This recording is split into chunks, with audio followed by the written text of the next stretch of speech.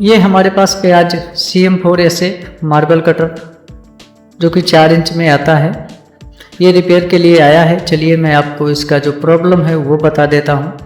देखिए जो इसमें यहाँ पर है ब्लेड इसका हिल रहा है, जिसको हम हाउजिंग बेरिंग अंदर बोलते हैं। यहाँ से पूरा हिलने लग गया है, अंदर जो बेरिंग पड़ता है इसमें ये ख़राब हो चुका है।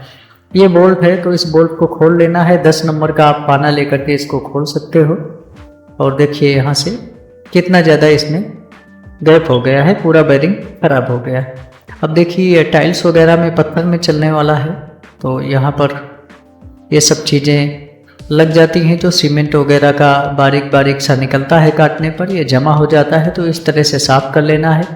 एक साइड में स्टार वाला डिसमिस यूज करेंगे तो देखिए मैंने कुछ इस तरह का टी पाना बना रखा है, इसमें से सपोर्ट अच्छा मिलता है। इसको रखना है और हथौड़ी से ऊपर थोड़ी ठोकर मार देना है, क्योंकि यहाँ पर नटों में पानी वगैरह जाता रहता है। हथौड़ी से ऊपर से ठोकर मारना है और इसको घुमा करके खोलना है। देखिए कितना ज़्यादा हार्ड हो रहा है। चलिए एक बार वापस से इसके ऊपर ठोकर मारते हैं। अच्छी तरह से पकड़ करके इसको संभाल करके इस तरह से ऊपर से ठोकर मारना पड़ेगा, तभी ये खुलेगा। बाकी नॉर्मल हम कितना भी परेशान होते रहे। तो इस तरह से देखिए ये खुल चुका है। अभी दूसरी तरफ का है जो ये माइनस वाला स्क्रू ड्राइवर, ये मैंने तापरिया का ले रखा है। ऊपर से ठोकर मारने के लिए भी इसमें दिया हुआ है। इनका ऑनलाइन लिंक मैं आप लोगों को दे दूंगा डिस्क्रिप्शन में। ये तापरिया वाले का, वो वाला तो आपको बनवाना पड़ेगा। तो देखिए दूसरी साइड का भी इस तरह से खुल जाएगा। और हाँ, मेरे चैनल पे मैंने एक स्पेशल पावर टूल से रिलेटेड जो हमको सामान की ज़रूरत होती है उसका एक वीडियो डाला हुआ हूँ, तो आप उस वीडियो में जा कर के विजिट कर लीजिएगा। जो भी सामान मैं यूज करता हूँ तो उसमें से आपको सभी के लिंक मिल जाएंगे, आप लोग ऑनलाइन मंगा सकते हो। तो इस तरह से दोनों साइड के जो इसके स्क्रू हैं इनको हमने खोल लिया है। खोलने के बाद में ये पतरा लगा रहता है, इस पतरे को बाहर निकाल लेंगे इस तरह से। और बाद में फिर इस हाउजिंग को हमको बाहर निकालना है।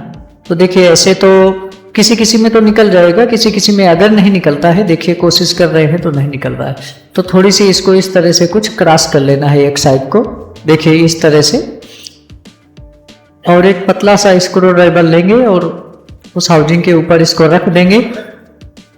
रखने के बाद में और इधर से थोड़ी ठोकर मार देंगे तो ये हमारा इस तरह से बाहर निकल जाएगा। इस तरह से एक साइड से घुमाकर ठोकर मारेंगे। और अभी नहीं निकला है तो चलिए इसका दूसरी साइड से भी थोड़ी ठोकर मार देते हैं। अभी इधर के एरिया में स्क्रू ड्राइवर रखेंगे और यहाँ से ठोकर मार देंगे तो हमारा ये जो हाउजिंग है ये बाहर निकल जाएगा। तो देखिए इस तरह से कुछ ये निकल चुका है बाहर।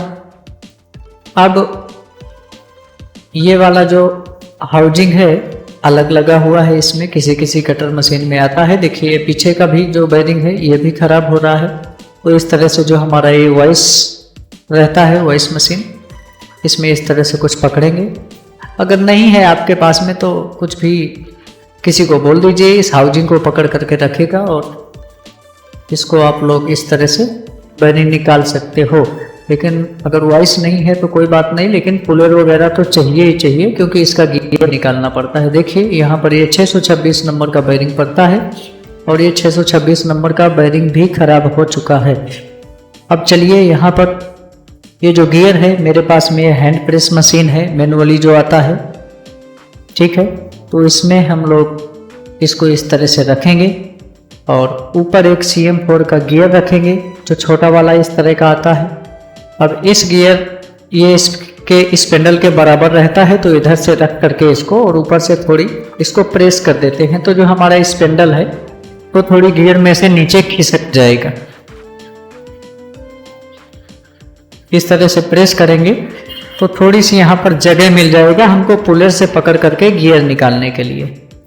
अब इधर की साइड से रखेंगे और थोड़ी नीचे की साइड में स्पेंडल को दबा देते हैं, तो इस तरह से ये प्रेस हो चुका है। बीच में हमको गैप मिल गई है पुलर से पकड़ने के लिए, गियर थोड़ी नीचे खिसकाया है। अब चलिए जो हमारा ये बेरिंग रिमूवर पुलर रहता है इसका भी लिंक आपको ऑनलाइन मिल जाएगा डिस्क्रिप्शन में, आप लोग वहाँ से चाहो तो मंगा सकते हो, अगर आपके पास में है तो अच्छी बात है। अभी चलिए यहाँ से इस गियर को निकालेंगे।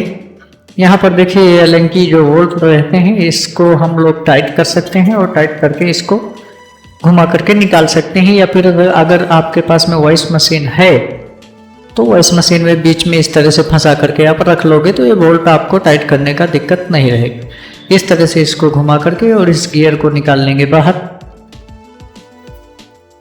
गियर अगर खराब रहेगा तो गियर को भी इसी तरह से चेंज करना है, लेकिन पूरा मशीन को खोलना पड़ेगा क्योंकि अंदर का भी फिर गियर चेंज करना पड़ता है। अब देखिए यहाँ पर एक की लगा रहता है चाबी जैसा, जो कि हमारे गियर को घूमने में सपोर्ट करती है। यहाँ पर लॉक हो जाता है तो हमारा गियर है वो फ्री नहीं होता। और ये एक रिंग पड़ा रहता है दोनों के बीच में। ये रिंग इसलिए पड़ा रहता है कि ऊपर का जो गियर है उसको जैसे हम प्रेस करेंगे तो नीचे हाउजिंग में हमारा टच नहीं हो, उतनी गैप ये रिंग रख देता है। अब चलिए जो इसका स्पिंडल है इसको बाहर निकाल लेते हैं। इस तरह से कुछ इसको रखेंगे और ऊपर से प्रेस कर देंगे इस तरह से। चलिए अभी भी थोड़ी टाइट है, उससे ज़्यादा हमारा ये प्रेस मशीन का जा नहीं रहा है, तो इस तरह से कुछ सपोर्ट रख करके और इस स्पिंडल को बाहर निकाल लेंगे। अभी चलिए ये काम हमारा हो चुका है। अब हम इस तरह से लेंगे नया हाउजिंग। ये देखिए उल्टा खुलता है, ये हाउजिंग की चूड़ियाँ जो होती हैं उल्टा रहती हैं। यहाँ पर मैंने एक 6201 की बेरिंग रख लिया है और उसके ऊपर एक बेरिंग रख करके इस तरह से प्रेस कर दिया है। सेम नंबर की बेरिंग 6201 की ही 6201। तो इस तरह से ये बेरिंग हमारा नीचे अच्छे से सेट हो जाएगा।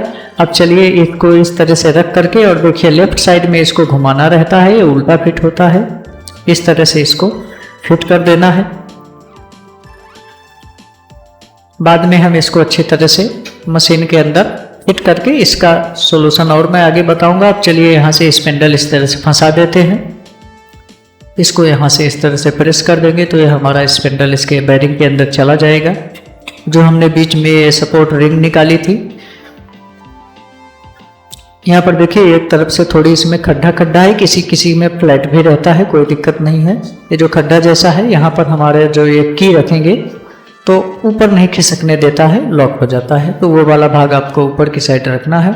अब इस की को देखिए हमको यहाँ से फंसाना है इस तरह से। फंसाने के बाद में अब इसमें हम जो इसका गियर निकाले थे, गियर में दोनों साइड से किसी भी तरफ से आप फिट कर सकते हो। इसका कोई इशू नहीं है कि इसका कोई उल्टा सीधा का दिक्कत है, किसी भी साइड से आप फिट कर दीजिए। हाँ एक खांचा टाइप में बना रहता है जो हमारा की जहाँ पर वो लॉक लगा हुआ है उसको उसके सीधे में सेट करके और इस तरह से इसको प्रेस करके सेट कर देना होता है। चारों तरफ से इस तरह से अच्छे से फिट कर लेंगे। इसको घुमा लिया तो ये बिल्कुल फ्री है। अभी चलिए यहाँ से जो 626 नंबर का बैरिंग, 626 नंबर का जो बैरिंग नीचे पड़ता है, इस बैरिंग को हम लोग यहाँ से फिट कर देंगे। और फिट करने के बाद में देखिए यहाँ पर थोड़ी सी ऑयल डालेंगे। ऑयल डालने के बाद में फिर इस गियर में थोड़ी थोड़ी ग्रीस लगाना है हम लोग को। इस तरह से ग्रीस लगा देंगे और ग्रीस लगाने के बाद में इसको हम फिट कर देंगे। यहाँ पर हम लोग इसको इस तरह से रख देंगे। रखने के बाद में हल्का सा हाँ थोड़ी सी ऊपर से ठोकर मारेंगे। ठोकर मारने के बाद में ये फिट हो जाएगा। ये देखिए थोड़ी अभी इसका गियर सेट करने के लिए हमको इस तरह से थोड़ी घुमा देना है। फ्री रहना चाहिए तो ये फ्री है।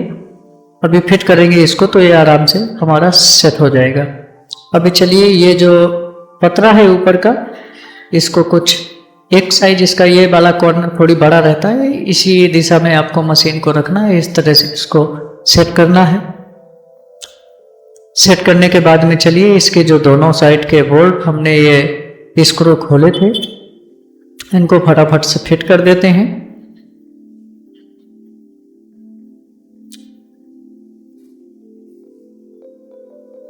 अभी जिस तरह से हमने इसको ठोंक ठोंक करके खोला था उसी तरह से ठोंक ठोंक करके फिट भी कर देना है। बड़ी मजबूती से फिट करना है क्योंकि यहाँ पर ब्लेड वगैरह चलता है और धक्के भी लगते हैं इसमें बहुत ज़्यादा, तो अच्छी तरह से फिट रहेंगे तो अच्छा रहेगा। अब देखिए यहाँ पर ये हाउसिंग में 4 कॉर्नर इस तरह से कुछ बने हुए हैं यहाँ से, तो यहाँ पर थोड़ी थोड़ी हमको छेनी की सहायता से इस तरह से ऊपर से ठोकर मार देना है, ताकि जो हमारा हाउसिंग का ये जो हमने फिट किया है ना ऊपर वाला गोल गोल रिंग जैसा, तो ये क्या होता है कभी कभी इसकी चूड़ियाँ इतनी मजबूत नहीं आती हैं तो कमज़ोर रहता है, तो ऊपर की साइड खुल करके बेरिंग बाहर निकलने का डर रहता है। तो इस तरह से चारों तरफ से यहाँ पर ठोक देंगे तो हमारा जो रिंग है ना वो खुलेगा नहीं इस तरह से।